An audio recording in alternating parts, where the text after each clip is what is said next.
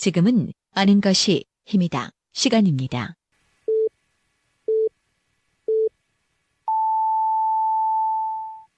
Welcome to the best podcast. Knowledge is power. 2020년 6월 22일 월요일 방송분입니다. 예, 5시엔 대세나 월요일 순서입니다. 코로나19 현황을 먼저 좀 정리를 해드리겠습니다. 밤사이 대전에서 코로나19 확진자가 2명 발생했습니다. 대전 추가 확진자는 모두 대전 탄방동 둔산 전자타운 상가에서 확진자와 접촉한 것으로 나타났고요. 이로써 대전의 누적 확진자 수는 총 84명이 됐습니다. 방역당국은 대전에서 확진자가 많이 나온 서구 오렌지타운 2층과 6층 또 둔산 전자타운 6층을 방문한 사람들은 무료로 다 검사를 받을 수 있도록 조치를 취했다고 하지요. 시민들의 적극적인 협소가 있어야 될 것 같습니다. 키워드로 보는 뉴스브리핑 팟캐스트 하는 것이 힘이다. 정진호 PD와 함께합니다. 어서 오세요, 정 PD. 네, 안녕하십니까. 정진우입니다. 예. 첫 번째 키워드부터 살펴볼까요? 네, 첫 번째 키워드 진짜 민심입니다. 예.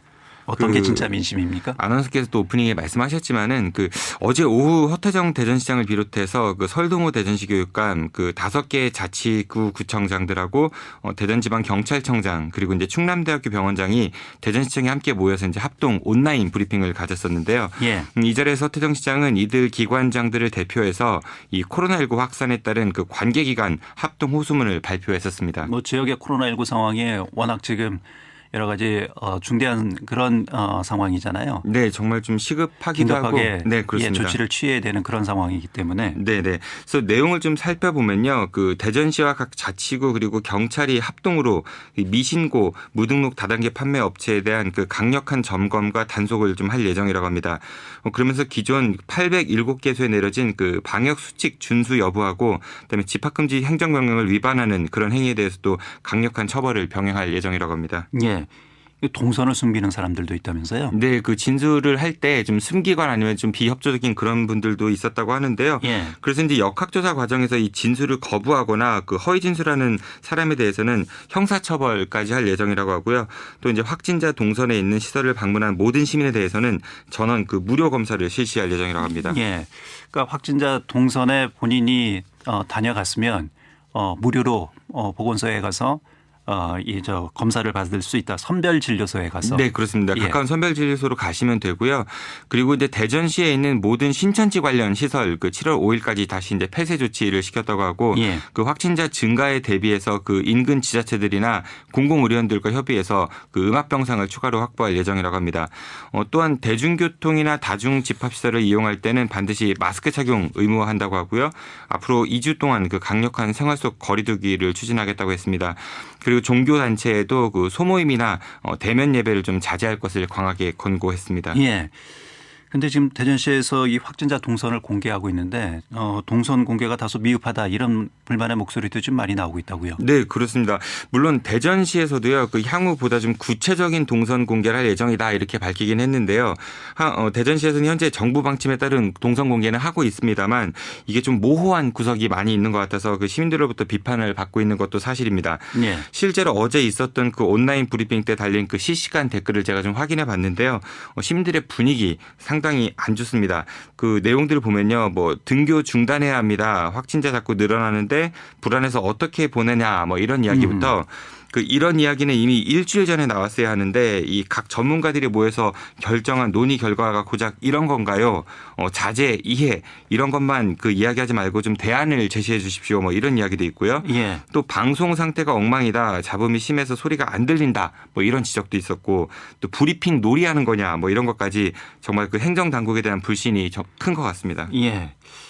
불만의 목소리가 이런 데서 터져 나오는 거죠. 네, 그렇습니다. 그런 댓글이 상당수 거의 대부분이었다고 보시면 될 것 같습니다. 앞서서도 오프닝에서도 말씀드렸습니다만 아이들 등교와 관련해서는 여전히 교육청은 좀 미온적인 입장이다 이런 얘기죠. 네, 맞습니다. 이날 회의에서 아이들 등교 대신 온라인 수업으로 전환해야 된다 이런 의견도 있었다고는 하는데요.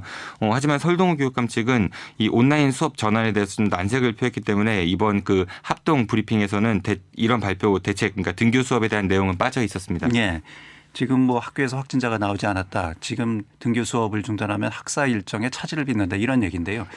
지금은 이런 걸 걱정할 때가 아니지 않나요? 네, 아나운서께서 오프닝 하실 때 저희가 밖에서 이런 얘기를 했는데요. 대전이 예. 뭐 학교의 이제 자체적인 그런 판단에 맡기겠다 이런 이야기들 그리고 학습권 침해 이런 이야기 하지 않았었습니까? 그동안 예. 또 대전이 어떻게 보면은 교육 민주주의의 성지가 아닌가 이런 좀 오픈 얘기가 좀 할 수도 있을 것 같습니다. 예. 이 시민들 댓글 중 상당수가 정말 그 아이들 등교 수업에 대한 이야기였는데요. 지금 심각한 상황입니다. 그만큼 그 불안과 걱정도 클 수밖에 없을 것 같은데요. 이 죄송하다, 이해해달라 이런 말도 좋지만은 좀 더 큰 피해를 막기 위해 행정당국이 좀 더 좀 강력한 특단의 조치를 내려야 되지 않을까 싶습니다. 대다수의 시민들은 더 큰 안전을 위해서 불편함을 감수할 준비가 되어 있는 것 같습니다. 예. 사후 약방문만큼 이후에 남는 일은 없지요. 네, 그렇습니다. 알겠습니다. 두 번째 키워드 살펴볼까요? 네, 두 번째 키워드 천부 인권 사상으로 정해봤습니다. 예, 어떤 얘기입니까? 그 여러 논란 끝에 드디어 그 충남 학생인권 조례안이 그 충남도의 상임위원회를 통과했다고 합니다. 이번 조례안에는 학생의 그 자유권과 평등권, 참여권 그리고 교육복지권 보장 등을 담은 그 52개 조항이 담겨져 있다고 하는데요. 하지만 여러 이견도 있기 때문에 그 상임위 과정에서 무려 그 19개 조항이 이제 원안과 다르게 수정돼서 이게 통과됐다고 합니다. 예, 워낙 논란이 컸던 사안이라서 19개 항목 어떤 항목이 수정이 됐습니까? 네, 좀 대폭 수정이라고 봐도 무방할 것 같은데요. 내용을 예. 좀 보면은 성 정체성 등의 이유로 차별받지 않는다 해서 이제 성 정체성이라는 문구가요. 성별 정체성으로 수정이 됐다고 하고요. 그 학생인권 옹호관의 조사 기능도 이 당초에는 직권 조사 기능이 있었는데 이게 아니라 교육감의 동의를 얻어야 조사가 가능하도록 이렇게 수정이 됐다고 합니다. 예. 그리고 이렇게 상임위 문턱을 넘은 수정안은요. 그 오는 26일 본회의에서 표결을 통해 이제 최종 의결될 예정이라고 합니다. 예. 일부 종교단체에서 뭐 동성애를 조장하는 것이 아니냐. 그래서 성 정체성과 관련한 조항을 좀 문제 삼았었는데 이거를 문구를 성별 정체성으로 이렇게 수정을 했군요. 네네. 그런 수정들이 간혹 보이는데요. 예. 이게 이제 수정이 근데 한두 군데가 아니라 워낙 여러 군데였기 때문에 그 양쪽으로부터 좀 환영받지 못하는 그런 측면도 있는 것 같습니다. 우선 그 진보 성향 단체로 구성된 충남 인권조례 재정본부가 유감의 뜻을 밝혔는데요. 특히 이들은 그 인권 옹호관의 조사 기능 축소에 대해서 좀 강도 높게 비판을 했다고 합니다. 예. 그리고 학생 인권 교육 시간이 통째로 삭제가 되어서 이게 이제 실효성 없이 그저 이제 선언만 남게 됐다. 이런 비판도 했다고 합니다. 반면 보수단체로 구성된 충남 학생인권조례 저지를 위한 범도민연합 역시 이제 인권이란 용어가 이 학생 권리로 남용되고 있고 또 이제 프랑스에서는 교육 목적을 위해 스마트폰 사용 금지법도 통과시켰는데 이 교육 자율성과 자주성, 전문성을 침해하는 이런 비교육적 조례 제정을 멈춰야 된다 이렇게 주장을 했다고 합니다. 인권은 그 인간이 누려야 될 보편적인 권리입니다. 그리고 그 중심에는 어떤 이유에서든지 차별받지 않을 권리가 당연히 포함돼야 되겠죠. 예. 그런데 그런 권리를 자꾸 이제 진영 논리로 해석을 하다 보니까 이런 갈등이 생기는 게 아닌가 싶습니다. 이 천부인권이란 말이 있는데요. 인권은 그 무엇보다도 우선시되어야 될 우리가 지켜야 될 가치가 아닌가 싶습니다. 예. 알겠습니다. 여기까지 듣죠. 키워드로 보는 뉴스 브리핑 팟캐스트 하는 것이 힘이다. 정진우 PD였습니다. 수고하셨습니다. 고맙습니다. 2020년 6월 23일 화요일 방송분입니다. 예, 5시 엔데세남 화요일 순서입니다. 키워드로 보는 뉴스 브리핑 진행하겠습니다. 팟캐스트 하는 것이 힘이다. 정진우 PD와 함께하죠. 어서 오세요, 정 PD. 네, 안녕하십니까. 정진우입니다. 예, 첫 번째 키워드부터 살펴볼까요? 네, 오늘 첫 번째 키워드 투자도 좋지만으로 정해봤습니다. 예, 어떤 얘기입니까? 그 현대오일뱅크가 서산시 대산 그 첨단화학단지에 2조 8,900억 원을 투자해서 그 석유화학 공장을 새로 이제 신설하겠다 이런 발표를 했습니다. 그 양승조 충남지사와 맹정호 서산시장 그리고 이제 현대오일뱅크 대표이사가 어제 모여서 MOU를 체결했다고 하는데요. 예. 이를 통해 충남도는 매년 1조 5천억 원의 그 생산 효과와 2,400억 원 규모의 부가가치 창출 그리고 1,000여 명의 그 고용 창출 효과를 기대한다. 뭐 이렇게 입장을 밝혔습니다. 예. 우리 지역에 대규모 투자를 한다. 이건 좀 반가운 소식 아닌가요? 네, 맞습니다. 좀 비교적 큰 규모의 투자라고 볼 수 있을 것 같은데요. 예. 그래서 지역의 많은 언론들은 그 경기 불안 극복에 좀 청신호가 익혀졌다. 뭐 이러면서 좀 이번 투자에 대해서 긍정적인 기사를 좀 쏟아냈습니다. 예. 하지만 다른 측면도 생각해 봐야 될 것 같은데요. 이제 바로 안전 문제입니다. 그동안 이 서산 대산화학단지 정말 많은 산업재해가 발생하지 않았습니까? 예. 그러니까 물론 신규 투자도 좋지만 이 새로 지어질 공장의 작업 환경에 그 안전 문제도 함께 지적을 해야 되는데 좀 그런 부분이 빠져 있는 것 같아서 한편으로 좀 아쉽다 뭐 이런 생각이 들기도 합니다. 예.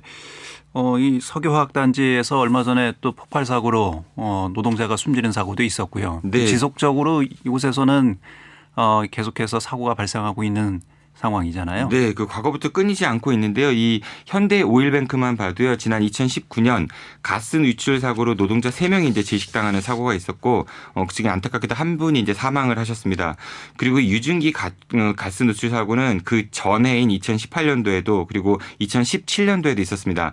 이때 당시만 해도 충남도에서는 그 특별 합동 점검을 벌여서 이 현대 오일뱅크 측에 그 고발 및 조업 정지 등의 조치를 취하긴 했습니다만요. 그래도 사고는 계속해서 반복되어 왔습니다. 지난해 사고에 대해서는요. 그리고 노동자가 사망했음에도 불구하고 경고 조치와 함께 고작 200만 원의 과태료만 이제 부과가 됐습니다. 그런데 이런 사고 때마다 재발 방지를 약속한 현대 오일뱅크였지만 올 4월에도 그 악취 민원이 발생해 주민 그 80명 정도가 이제 병원 시세를 지기도 했었습니다. 예. 대기업의 지역에 대한 투자도 중요하지만 그에 따른 안전 조치도 반드시 병행돼야 된다. 뭐 이런 지적인 것 같습니다. 네, 맞습니다. 이런 안전 문제는요. 비단 그 현대 오일뱅크만의 문제는 아닌데요. 이 지역에서 올해만 해도 롯데케미칼 대성공장에서 폭발 사고가 나서 이제 주변 마을이 좀 폭격을 맞은 듯한 피해를 입은 적도 있고요. 예. 또 LG화학 촉매센터에서는 그 화재가 발생해 노동자 한 분이 사망하고 이제 두 분이 이제 부상을 입는 사고도 있었습니다. 그리고 분진이 날아드는 거는 인근 주민들에겐 그저 이제 일상이 되어버렸다고 하는데요. 물론 기업이 많은 이윤을 창출해 그 지역사회 경제에 기여하는 것은 분명 반가운 일입니다. 하지만 이토록 많은 산업재해가 발생하고 있다면 그것도 이제 분명히 문제겠죠. 그러니까 이번 현대 오일뱅크에서 새롭게 지을 공장에서는 이 노동자들이나 인근 지역 주민들의 안전이 좀 최우선될 수 있는 그런 모범적인 작업 환경을 좀 갖췄으면 좋겠습니다. 예. 두 번째 키워드 살펴볼까요? 네, 두 번째 키워드 협조의 중요성으로 정해봤습니다. 예. 이건 어떤 얘기입니까? 그 대전에서 코로나19 확산세 정말 심상치가 않은데요. 그렇죠. 오늘만에 또 5명의 확진자가 추가로 나왔죠. 그 이런 피해를 최소화하기 위해서는 그 방역 당국의 역학조사가 무엇보다도 중요한데요. 하지만 대전에서 그 자신의 동선을 다 공개하지 않은 그런 확진자들로 인해서 현재 그 추가 확진이 이어지고 있어서 방역 당국이나 시민들의 걱정이 좀 날로 높아지고 있는 그런 상황입니다. 이게 동선을 제대로 공개하지 않으면 또 다른 또 감염자가 발생해서 더 많은 그 확산으로 이어질 수도 있는 거잖아요. 네, 맞습니다. 이게 뭐 특정인에 대한 마녀 사냥은 아니고요. 하지만 추가 확진을 막기 위해서라도 이 방역 당국의 철저한 동선 파악은 좀 반드시 필요한 부분입니다. 실제로 서울 이태원발 확진자 중 한 명이 그 자신의 직업, 그러니까 이제 뭐 학원 강사와 과외 교사임을 방역 당국에 제대로 알리지 않았다가 그분으로부터 이제 수업을 받던 학생들, 택시 기사, 돌잔치 손님까지 이어지는 뭐 이른바 N차 감염이 이루어졌고요. 예. 그 감염이 현재까지도 계속 진행 중에 있습니다. 대전에서도 비슷한 상황이 발생하고 있는데요. 그 대전의 50번 환자인 50대 여성분이 방역 당국의 최초 동선 관련 그 진술을 할 때 대전 서구 개정동에 있는 오렌지타운의 그 자연 힐링 건강센터 방문 사실하고요. 전북 전주시에 있었던 방문 판매 관련 사업 설명에 참석했던 거, 그리고 이제 사정동에 있는 사우나 방문한 사실을 제대로 알리지 않았었다고 합니다. 그래서 이제 전주 방문 판매 사업 설명회가 있었던 건물 1층 분식집에서 이 확진자와 접촉한 그 전주여고 재학생이 감염된 걸로 추정이 되고 있고요. 예. 같은 날 이 분식집을 찾은 우석대 재학생도 이 확진자로부터 감염된 걸로 현재 그 방역 당국은 추정을 하고 있습니다. 그리고 이 학생으로부터 같은 학과 그 친구 한 명이 감염된 게 또 최근 확인됐다고 합니다. 이게 왜 동선을 글쎄요, 왜 솔직하게 얘기하지 않는 걸까요? 네, 방문 판매하시 그 관련된 분들 중에 상당수 분들이 이 동선 공개에 대해서 좀 꺼리는 측면들이 있다고 하는데요. 예. 뭐 다른 언론에서 보도한 바에 따르면은 아무래도 이제 이분들이 연세가 있으신 분들이니까 그 자녀들이 그런 곳에 가는 거를 이제 싫어해서 그래서 이제 그 자녀들 때문에라도 일부러 이런 동선 공개를 하는 데 있어 좀 비협조적이다 뭐 이런 뭐 분석도 있다고 다른 합니다. 사람들에게 질타를 받을까 봐. 네네. 그 사회적 시선이 아무래도 좀 더 예. 많은 영향을 끼치지 않을까 싶은데요. 아까도 말씀드렸지만은 이 50번 확진자 같은 경우는요. 지난 6월 13일 토요일입니다. 그 대전 중구 사정동에 있는 웰빙 불한즈막 불가마 사우나에도 갔었다고 합니다. 아직까지는 이곳에서 그 코로나 확진자가 보고되진 않고 있다고 하는데요. 이 동선이 좀 늦게 공개됐거든요. 그러니까 모르시는 분들 좀 많이 있을 것 같습니다. 그래서 그 현재 이제 보건당국이 이제 비상이 걸렸다고 하는데요. 그래서 지난 6월 13일과 14일 주말에 이 사우나에 방문하셨던 분들에 대해서 이 코로나 진단 검사 무료로 하고 있다. 이런 이제 방송 방역당국 요청이 있습니다. 그리고 대전시는 역학조사 과정에서 이렇게 이동 동선을 숨겼던 그 이 50번 확진자를요 그 형사 고발할 예정이라고 합니다. 예, 이 동선을 숨긴 또 다른 사례도 있죠. 네, 맞습니다. 그 60대 여성인 충남 계룡 3번 환자도 마찬가지인데요. 이분은 당초 그 대전 서구 탐방동에 있는 둔산 전자타운에 방문했던 사실을 그 방역 당국이 알리지 않았었다고 합니다. 그리고 다들 아시다시피 지금 그 둔산 전자타운은 또 다른 집단 감염 지역이 되어서 이제 많은 확진자들이 나오고 있죠. 예. 그리고 대전 방문 판매발 그 집단 감염의 최초 확진자로 알려진 이 49번 환자 역시요. 이 역학조사할 때마다 진술이 좀 엇갈리고 있다고 합니다. 그리고 이 방문 판매 관련 확진자들은 그 신용카드 내역 같은 거를 자발적으로 좀 제출을 안 하고 있어서 보건당국이 애를 먹고 있다고 하는데요. 하지만 현재로서는 이를 강제할 그 방법은 없다고 합니다. 그래서 대전시에서는 이 역학조사를 방해하는 행위에 대해서는 이 수사 의뢰 그리고 이제 구상권 청구 같은 그런 강력한 조치를 취할 방침이라고 합니다. 이번 대전 방문 판매 관련 확진자는요, 이 대전을 비롯해서 충남, 서울, 전북, 세종, 광주, 경기 등으로 이제 감염이 확대되고 있는데요. 내 가족과 우리 이웃을 위해서 그 더 이상의 감염 피해를 막기 위해서라도 만약에 그 확진 판정을 받으셨다면은 그 자신의 동선 공개 등 그 방역 당국에 잘 협조를 해야 되지 않을까 싶습니다. 예, 알겠습니다. 여기까지 듣겠습니다. 키워드로 보는 뉴스 브리핑 팟캐스트 하는 것이 힘이다. 정진우 PD였습니다. 수고하셨습니다. 고맙습니다. 2020년 6월 24일 수요일 방송분입니다. 예, 5시 엔데스남 수요일 순서입니다. 키워드로 보는 뉴스 브리핑 팟캐스트 하는 것이 힘이다. 정진우 PD와 함께합니다. 어서 오세요, 정 PD. 네, 안녕하십니까. 정진호입니다. 예, 첫 번째 키워드부터 살펴볼까요? 네, 오늘 첫 번째 키워드 공기인가 사기인가로 정해봤습니다. 예, 어떤 얘기입니까? 그 지난주 금요일 세종시에서 좀 끔찍한 폭행 사건이 있었다고 합니다. 일단 그 사건 기여만 말씀드리면요, 그 두 사람이 이제 술자리를 갔던 중에 한 명이 이제 다른 사람의 그 머리를 소주병으로 이렇게 내려쳤다고 합니다. 소주병으로요? 네, 이 당사자 혹시 누군지 아시겠습니까? 모르겠고요. 이거 뭐 네. 영화나 이런 데에서나 나오는 장면인데요. 네, 사건 당사자는요 바로 그 한 언론사 부장급 기자하고요, 그 세종시 대변인이라고 하는데요. 기자가 이제 대변인의 머리를 소주병으로 내려친 겁니다. 그 폭행 사건 직후 경찰이 출동했고 그 폭행을 당한 대변인은 119 구급차에 이제 실려 병원에 이송됐다고 하고요. 병원에서 네 바늘을 꿰맨 뒤에 밤늦게 이제 퇴원해서 귀가했다고 합니다. 예. 기자하고 대변인이면 둘 다 공인이잖아요. 네, 그렇게 볼 수 있죠. 술자리에서 이런 폭행 사건이 벌어졌다는 얘기인데 왜 이런 폭행 사건이 있었다고 합니까? 네, 그 좀 애매한 구석이 있는데요. 그 세종시 측하고 상당수의 언론들은요, 이 세종시의 광고비 집행 문제가 원인이었다, 뭐 이렇게 보고 있는 것 같습니다. 그 폭행을 가한 언론사 기자가 그 세종시 측에다가 광고비 그 집행 금액의 그 증액을 요구하자 그 대변인이 그건 이제 관련 부서와 상의를 해봐라, 뭐 이런 식으로 얘기를 했다고 하고요. 그래서 여기에서 이제 감정이 격해져서 이제 폭행이 벌어졌다, 뭐 이런 식의 언론 보도가 좀 제법 있습니다. 예. 하지만 폭행 당사자로 지목된 기자는 그 광고비 문제가 아니었다면서 남자들끼리 술자리에서 있었던 일이었고 서로 뭐 원만하게 합의해서 잘 해결됐다라면서 보도를 원치 않는다, 뭐 이런 말을 남겼다고 합니다. 예. 그리고 세종시 대변인 역시도 그 서로 원만하게 합의가 됐고 더 이상 사건이 확대되는 걸 원치 않는다, 뭐 이런 입장을 전했다고 합니다.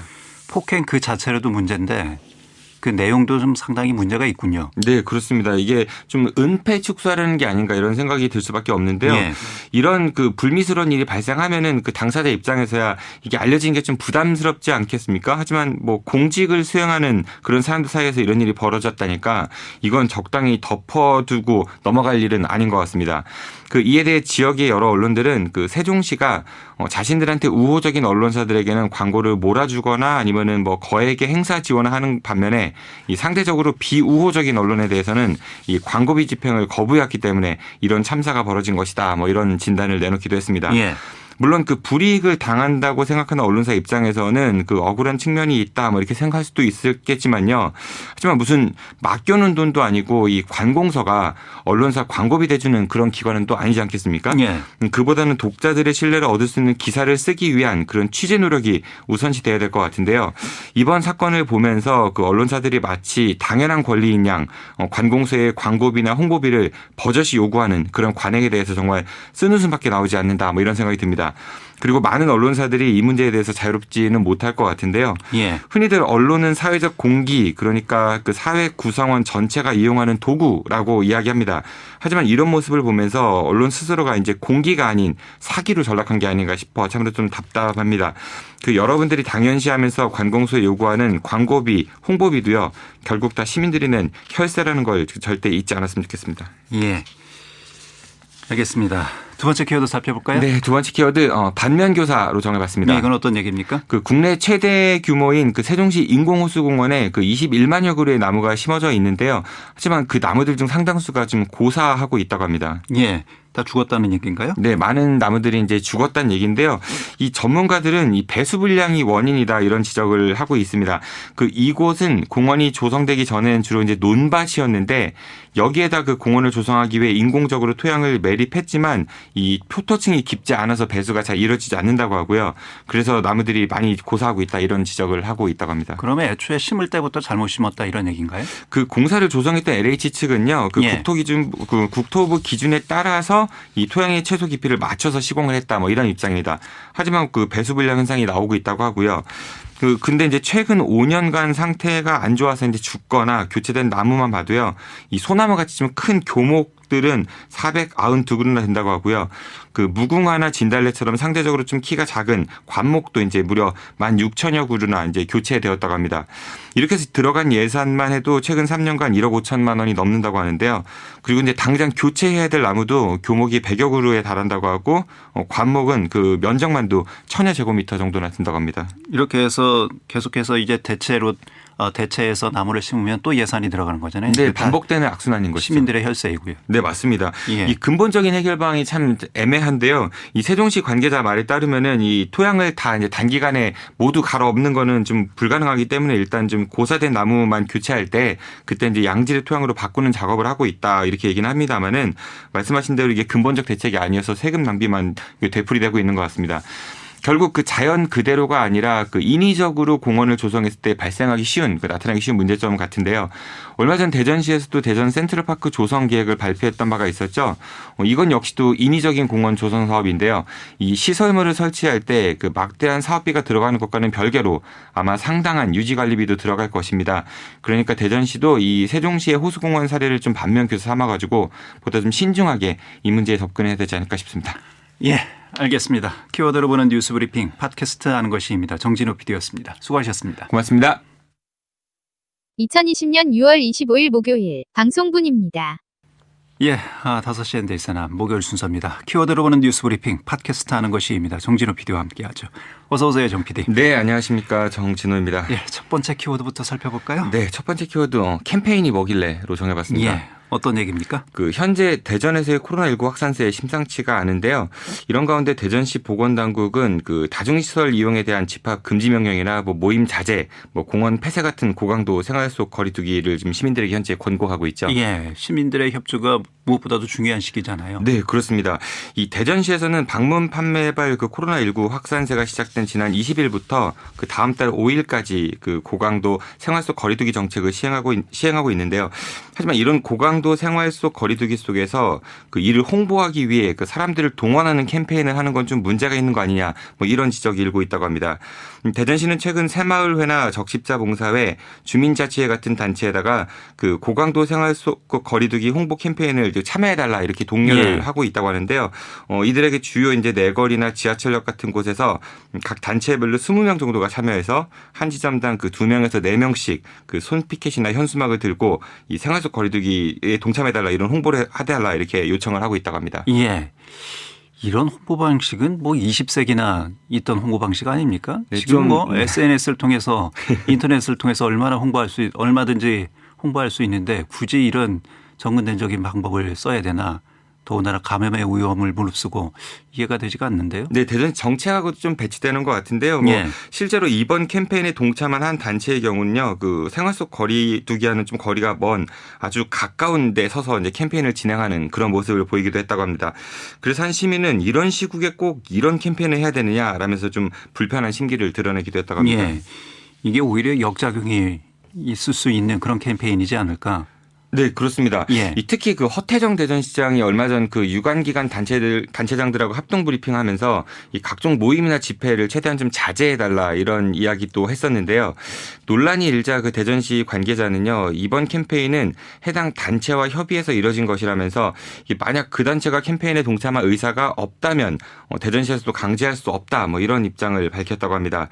그러면서 만약 안 하겠다면은 대전시에 그런 입장을 전달하면 되지 그걸 왜 이제 의회에다 전달했는지 이해할 수 없다 뭐 이런 취지의 답도 내놨다고 합니다. 예. 글쎄요. 이런 단체 시에서 이런 단체에 이렇게 요청을 하면 거부하기가 쉽지 않잖아요. 이 단체들은 또 더군다나 대전시청사에다 그 사무실을 두고 있는 그런 곳이라고 합니다. 예.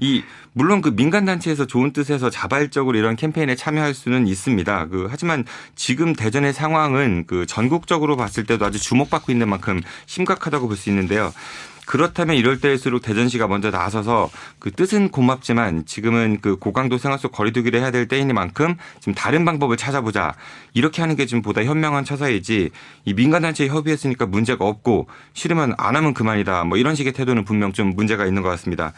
그 정 캠페인이 필요하다면은 그 4차 산업혁명 특별시만큼 차라리 뭐 로봇 같은 거 세워놓고요. 거기에다 피켓이나 현수막 이렇게 들고 하는 게 좀 낫지 않을까 이런 생각이 들기도 하는데요. 예. 아무튼 지금은 말 그대로 고강도 생활 속 거리두기가 필요한 시기인 만큼 이 사람들을 동원하는 대신에 그 대전시가 이른바 좀 언택트를 실현하면서 할 수 있는 그런 캠페인도 좀 함께 고민해봤으면 좋겠습니다. 예. 이런 걸 바로 전형적인 전시성 또 탁상 행정이라고 부르잖아요. 네, 보여주기식 행정이라고 볼 수 있을 것 같습니다. 예.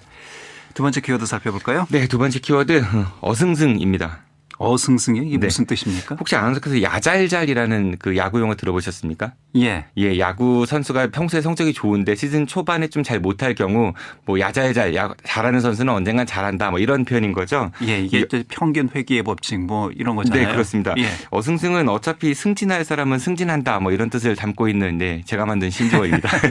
그 신조어로 그렇게 함부로 만들어도 됩니까? 네, 그 얼마 전 대전시 교육청에서는 이제 정기 인사가 있었다고 하는데요. 예. 근데 이번 인사에 대해서 그 전교조 대전지부가 그 일부 문제가 있는 거 아니냐라면서 좀 대전시 교육청을 강하게 비판을 하고 나섰다고 합니다. 예. 그 어떤 인사였길래 그렇게 비판이 있습니까? 네, 그 대전시 교육청 오는 그 7월 1일자로요. 그 3급 부의사관하고 4급 서기관 7명을 승진 임용하는 것을 포함해서 모두 317명에 대한 정기 인사를 발표했는데요. 하지만 그 전교도 대전지부는 대전시 교육청에서 그 종합 감사 업무를 담당했던 그 한 사무관이 그 4급 서기관으로 승진해서 그 혁신 정책 과장으로 발령난 부분을 좀 문제 삼고 있다고 합니다. 이번에 승진하게 된 해당 인사는요, 그 지난 2018년 대전 제1고에서 있었던 공금 횡령 및 회계 비리를 그 공익 신고한 직원을 학교 측에 알려준 그런 의혹을 받고 있는 인물이라고 하는데요. 예. 그래서 전교조는 그 해당 인사는 공익 신고 보호 의무를 위반한 인사인데 그 징계는커녕 오히려 승진을 시켰다면서 이 대전시 교육청을 강하게 비판하고 있다고 합니다. 예. 그 내부 고발자의 신분을 고발한 그 대상의 네, 학교에 예. 알려줬다라는 얘기죠. 네, 그렇습니다. 예. 그런 인사를 이제 승진을 시켰다 뭐 이런 건데요. 그러면서 전교조는 그 대전시 교육청이 청렴도 평가에서 4년 연속 전국 최하위를 기록한 가장 대표적인 이유가 바로 이런 불공정 인사 때문이다라면서 좀 강하게 비판을 하고 나섰다고 합니다. 예. 이 인사에 대해서 교육청은 어떤 입장을 좀 내놨습니까? 네, 바로 반박이 나왔는데요. 그 대전시 교육청은 이번에 승진하게 된 사무관은 그 검찰 수사 결과 혐의 없음으로 이제 최종 처리가 됐기 때문에 이제 징계 대상도 아니고 또 이제 승진 후보자 명부에 따라서 공정하게 승진 임용된 것이다. 뭐 이런 입장을 밝혔다고 합니다. 예. 그러면서 사실과 다른 주장에 대해서는 좀 면밀하고 엄정하게 판단해서 이 강력한 조치를 취할 것이다. 뭐 이런 입장도 내놓았다고 합니다. 하지만 그 대전시 교육청의 이런 반박 이후에요. 전교조에서도 재반박에 나섰는데요. 전교조 대전지부 신정섭 대변인에 따르면 해당 인사가 검찰로부터 무혐의 처분을 받은 건 이 증거가 불충분해서이지 죄가 없는 게 아니다. 뭐 라면서 당시 상황을 좀 자세히 설명을 했습니다. 예. 그 내용을 보면은 이 공익신고자는 교육청 홈페이지 신고센터를 통해서 이 행정실장의 공금 횡령 비리를 신고한 바로 다음날 아침에요. 그 같은 행정실 직원으로부터 당신이 감사 의뢰했냐 뭐 이런 식의 문자 메시지와 전화를 받았었다고 합니다. 예. 그 얘기는 신분이 노출이 됐다는 얘기잖아요. 네, 그렇게 볼 수 있을 것 예. 같은데요. 그래서 이 공익신고자 그 대전시 교육청 감사관실에다가 이 신변 보호에 대한 문제 제기를 했다고 합니다. 그 이에 감사관실 관계자가 이 실태 파악하는 과정에서 그 이번에 승진하게 된 인사가 학교 측에 알린 것 같다. 뭐 이런 취지의 답변을 했다고 합니다. 하지만 이 공익신고자가요, 이 통화 내용을 녹음하지 못했고요. 그래서 검찰에서도 이제 증거 불충분으로 해당 인사에 대해서 결국 무혐의 처분을 내린 그런 사건이라고 합니다. 이 신고자는 그 국민권익위로부터 공익신고자로 인정받기도 했다고 하는데요. 그러니까 의심은 가나 그 증거가 불충분해서 무혐의 처분을 받은 것이지 죄가 없는 게 아니다. 뭐 이런 주장인 셈입니다. 실제로 그 국민권익위의 공익신고자 판정 이후에 이 대전시교육청 감사관이요, 그 전교조 그 대전지부 사무실에 직접 찾아와서 그 해당 인사에 대한 선처를 좀 부탁하기도 했었다고 하는데요. 이 법은 최소한의 도덕이라는 말이 있습니다. 그 말은 법이 만능이란 뜻은 아니겠죠. 그 철저하게 신분을 지켜줘야 할 공익신고자를 오히려 파면하겠다고 했던 대전시 교육청. 그리고 이제 무슨 일이 있었느냐는 뭐 이런 식으로 관련해서 이와 관련 있는 인사를 승진 발령하는 건 좀 적절한 처사는 아니라고 생각이 듭니다. 예. 이 교육을 담당하는 행정기관인 대전시 교육청에 보다 좀 책임 있는 인사 철학이 필요해 보입니다. 예. 알겠습니다. 여기까지 듣겠습니다. 키워드로 보는 뉴스 브리핑 팟캐스트 하는 것이 힘이다. 정진호 PD였습니다. 수고하셨습니다. 고맙습니다. 2020년 6월 26일 금요일 방송분입니다. 5시엔 대선함 금요일 순서입니다. 키워드로 보는 뉴스 브리핑 팟캐스트 하는 것이 힘이다. 정진호 PD와 함께합니다. 어서 오세요, 정 PD. 네, 안녕하십니까, 정진호입니다. 예, 첫 번째 키워드부터 살펴보죠. 네, 오늘 첫 번째 키워드 당연한 0%로 정해봤습니다. 예, 어떤 얘기입니까? 그 우리 지역에 있는 국방과학연구소에서 이 국방 기밀 자료가 대량 유출된 정황이 사실로 드러났다고 합니다. 이 방위사업청에서는 국방과학연구소의 방위산업기술 보호 실태에 대한 감사를 현재 벌이고 있다고 하는데요. 지난 2016년 1월부터 올해 4월까지 그 퇴직자 1,079명과 그 현재 근무하고 있는 재직자들의 그 USB 메모리 키트 같은 휴대용 그 저장 매체의 사용 기록을 전수조사한 결과 이 전직 수석 연구원 2명이 연구소에서 퇴사하기 전 이 대량의 자료를 자신들의 그 외장 메모리 키트에 담아서 외국으로 출국한 그런 정황이 확인됐다고 합니다. 예.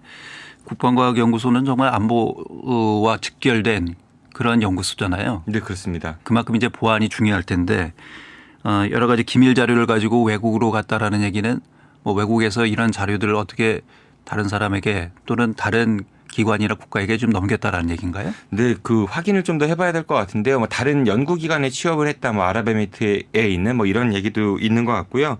근데 이런 혐의가 있는 전직 연구원이 이들 2명뿐만이 아니고 이번 감사가 시작되기 바로 전인 올해 4월에도 또 다른 전직 연구원 1명이 이제 퇴사를 해서 퇴사하기 전에 이제 자료를 뺀 외부로 유출하는 그런 정황이 확인됐다고 합니다. 예. 그리고 그 연구원은요, 그 퇴사를 한 다음에 국내 한 사립대학교에 그 취업한 것으로 알려졌다고 합니다.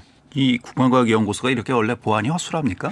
네, 이게 허술하면 안 되는 곳이죠, 당연히. 그렇죠. 예. 그런데 방사청에서 조사한 자료에 따르면요, 이 경찰 수사에 의뢰한 그 앞서 말씀드린 그 3명의 연구원 말고도요, 이 연구원이 이제 휴대용 저장 매체를 통해 파일을 열거나 자료를 옮긴 게 100만여 건에 달한다고 하는데요. 근데 방사청에서는 이미 지난해 12월에 이 국방과학연구소의 기술보호 시스템이 좀 미흡하다, 이런 사실을 파악했었다고 합니다. 하지만 올해 4월에서야 이제 자료 유출 사실을 인지해서 감사에 착수했다고 하니까 저는 너무 늑장 대응이 아니냐, 이런 비판도 제기되고 있습니다. 그런데 더 큰 문제는 또 이들 말고도 다른 퇴직자들 중에서도 이 자료 외부 유출 정황이 좀 다수 포착이 되고 있어서 이 수사 대상자는 좀 더 늘어날 전망이라고 합니다. 예. 그 국방과학연구소가 뭐 일반인들은 잘 모르시겠습니다만은 우리나라 이 무기들을 연구하는 곳이잖아요. 네, 그렇습니다. 예. 뭐 흔히들 ADD 뭐 이렇게 불리는 기관이기도 합니다. 예. 그렇기 때문에 이걸 좀 가볍게 볼 수 없는 사안이다, 뭐 이런 것 같습니다. 네, 맞습니다. 정말 이런 가능성에 대해서는 국방과학연구소가 항상 좀 대비를 했어야 되는데요. 예. 원래는 규정상으로는 퇴직 예정자에 대한 보안 점검을 하도록 이렇게 되어 있다고 합니다. 하지만 지난 3년간요, 단 한 차례도 보안 점검을 하지 않았다고 하고요. 심지어는 퇴직자가 자료 유출을 한 그런 사실을 인지하고서도 임의로 뭐 사건을 종결 처리한 그런 정황도 확인됐었다고 합니다. 뿐만 아니라 컴퓨터나 휴대용 저장 매체 사용에 대한 기본적인 보안 관리도 허술했다고 하는데요. 예. 이 자료 무단 반출을 방지하기 위해 문서 암호화 체계라는 걸 도입했다고 하는데 이걸 좀 최신 버전으로 업그레이드하지 않아서 제 기능을 발휘하지 못하고 있다고 하고요. 또 이게 또 한글 파일 같은 일부 에만 좀 적용이 되고 있어서 엑셀이나 도면 그리고 실험 데이터 같은 자료들은요 거의 무방비 상태였다고 합니다. 또 저장 매체의 수천 대에는 이 기본 보안 기능조차도 없어서 외부 PC에서도 이제 접속이 가능했었다고 합니다. 예. 더욱 놀라운 점은요, 여기가 이제 보안 검색대나 보안 요원을 운용하지 않았다고 하는데요. 영화 같은 데 보면 자주 나오는 장면이 있죠. 왜 얼굴이나 홍채 인식 같은 그런 그렇죠. 것에서 돌아가는 예, 거예요. 예. 이런 거 없었다고 합니다. 그래서 만약에 외부인이 출입증을 이제 무단으로 복제를 했다면은 이 보안 시설도 자유롭게 드나들 수 있는 그런 구조였다고 합니다. 요즘 일반 회사도 이렇게 보안 관리를 허술하게 하지는 않는데요. 뭐 지문 찍는 것도 요즘 상당히 많이 있죠. 예. 국방과학연구소 측 관련해서 어떤 입장을 좀 내놨습니까? 네, 이에 대해서 그 국방과학연구소 측은요, 그 유출된 자료 가운데 이 군사기밀보호법에 해당되는 군사기밀은 1% 미만이고 또 이제 외부로 유출된 게 아니라 열람만 해도 그 로그 기록이 남기 때문에 이 100만여 건은 좀 다소 과장된 측면이 있다. 뭐 이런 입장을. 그래서 좀 문제가 크지 않다 뭐 이런 얘기입니까? 뭐 그런 의미가 조금 내포되어 있는 것 같은데요. 하지만 국방기술은 말 그대로 그 최고의 극비사항 아니겠습니까? 예. 그러니까 1% 미만이 중요한 게 아니라 당연히 0%여겠죠. 그러니까 이번 기회에 국방과학연구소가 좀 보안 체계를 더 확실하게 해야 되지 않을까 싶습니다. 예. 두 번째 키워드 살펴보죠. 네, 두 번째 키워드 석연찮은 자수로 정해봤습니다. 이건 또 어떤 얘기입니까? 그 대전에 있는 한 유망 IT 업체 관계자들이 이 허위 정보를 흘려서 장외 주식 값어치를 부풀렸고 또 이제 투자자들을 속인 뒤 부당 이득을 챙긴 혐의로 이제 작년에 3명이 구속 기소됐고 1명이 이제 불구속 기소된 그런 사건이 있었습니다. 이들은 회사 성과를 부풀려서 공시한 뒤에 장외 주식을 비싸게 팔아서 500억 원 가까운 그 부당 이득을 챙겼다고 하고요. 또 유통 대리점을 모집한다는 명목으로 투자자 1,800여 명에게 200억 원 상당의 그 피해를 끼친 혐의를 받고 있다고 합니다. 예. 그리고 그 이전인 2018년에는요, 그 대법원에서 기술력을 부풀리고 또 출시 예정이 없는 제품을 곧 출시할 것처럼 속여서 유통점주 15명에게 그 18억 원을 챙긴 그런 혐의로 그 이 업체 대표에게는 징역 2년 6개월이 이제 확정된 바도 있었습니다. 예. 뭐 종결된 사건 아닙니까? 근데 왜 다시 뭐 문제가 되고 있습니까? 네, 그 종결된 사건 맞는데요. 근데 현재 해당 업체 대표는요, 복역 중입니다. 예. 그런데 당시 피해를 봤다고 이제 법정에서 증언했던 피해자들 중 이제 상당수가 이 대법원 확정 판결 직후에요. 사실은 재판장에서 자신들이 이제 거짓 증언했다면서 무더기로 자수한 일이 있었다고 합니다. 이 대법원 확정 판결까지 났는데 자신들이 위증을 했다 이런 얘기인가요? 네, 맞습니다. 이 대법원 선고 직후 15명 중 그 피해자 8명은요, 재판 당시 한 업체 관계자의 지시로 이제 자신들이 거짓 증언했다면서 검찰에 자수를 했다고 하는데요. 그래서 이들은 위증죄로 각각 500만 원의 벌금형을 선고받았다고 합니다. 이거 뭐 양심 선언입니까? 뭐 양심 선언으로 볼 수도 있지 않나 처음에 그렇게 생각이 들 수도 있을 것 같거든요. 예. 근데 여기까지만 보면 그런데요. 일단 좀 더 들어보시죠. 예. 해당 업체의 대표가 좀 이렇게 양심 선언이라면 억울하지 않겠습니까? 그렇죠. 그래서 예. 그 법원에 재심 신청을 했고요. 그래서 법원 또 재심 청구를 받아들였다고 합니다. 그런데 법조계 일각에서는 이번 사건에 대해서 좀 이제 다른 시각을 가지고 있는 것 같은데요. 통상 이런 형사재판에서 한두 명도 아니라 그 무려 8명이나 되는 피해자가 자신들이 위증죄를 뭐 처벌을 감수하면서까지 무더기로 그 번복하는 일은 매우 드문 사례다. 뭐 이런 시각을 드러냈다고 합니다. 예. 그러면 뒤에 모종에 무슨 뭐 배후가 있다 뭐 이런 얘기인가요? 뭐 그렇게 보는 시각도 있는 것 같은데요. 뭐 특히 증인 가운데 일부는요, 그 피고인 그러니까 현재 이제 수감 중인 그 해당 업체 대표 측 관계자로부터 이 돈을 받고 진술을 뒤집은 것으로 그렇게 보이는 녹취가 이 재심 재판부에 제출된 것을 알려졌다고 하는데요. 예. 녹취 내용을 보면요, 우선 한 사람이 우리 현금으로 벌금 받은 거 있잖아요. 그 땡땡땡 사장한테 500만 원씩 받았잖아요. 그거 벌금 냈나요? 라고 물으니까 이제 다른 상대방이요. 그건 냈지 뭐 이런 답변을 했다고 합니다. 예. 그러니까 위증으로 낼 수 있는 벌금을 지금 저 감옥에 가 있는 업체 네. 대표가 뒤에서 다 대줬다 뭐 이런 얘기인가요? 네, 그런 정황이 있다라는 얘기죠. 예, 그런 취지의 녹취본이 이제 나왔고 이게 재심 재판부에 제출되는 이야기입니다. 예. 글쎄 뭐 사법부에서 어떻게 또 판단을 할지 뭐 검찰은 이 부분을 다시 또 들여다 보겠죠. 네, 재심 재판부가 볼 텐데요. 예. 의혹이 일단은 해당 업체 측은 말도 안 된다 뭐 이런 이야기를 하면서 이 재심 법정에서 모든 진실이 밝혀질 것이다 이런 입장을 내놨다고 합니다. 예. 근데 좀 석연찮은 구석이 많이 있는 것 같은데요. 인류를 즐겁고 행복하게 하는 혁신적인 기술 개발 이게 이제 이 회사 홈페이지에 있는 회사의 목표입니다. 그런데 혁신적인 기술이 뭔지 그리고 그게 누굴 행복하게 하는 기술인지 좀 솔직히 이해가 잘 가지 않는데요. 이 재심 재판 그 다음 달부터 이 대전 고법에서 시작된다고 하니까요. 이 관련 소식이 있으면 그때 다시 또 추가로 전해드리도록 하겠습니다. 예, 알겠습니다. 흥미있는 사건이 될 것 같습니다. 네, 그렇습니다. 예, 키워드로 보는 뉴스 브리핑 팟캐스트 하는 것이 힘이다. 정진우 PD와 함께했습니다. 정 PD 수고하셨습니다. 고맙습니다.